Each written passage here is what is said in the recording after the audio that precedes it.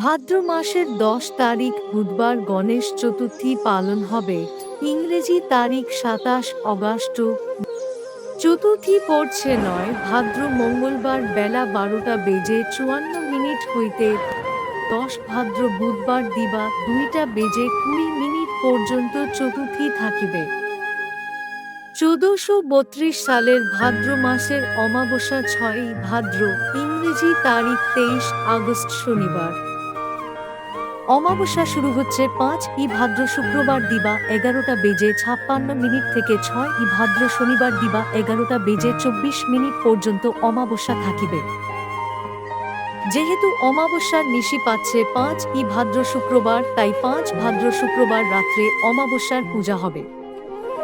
আপনারা সুস্থ থাকুন, ভালো থাকুন, নমস্কার। নিয়মিত উৎসব ও ধর্ম বিষয় জানতে সনাতন কথা পেজটি ফলো করে রাখুন। ইউটিউব থেকে দেখলে এই চ্যানেলটি সাবস্ক্রাইব করে রাখুন ও বেল আইকনটি প্রেস করে দিন।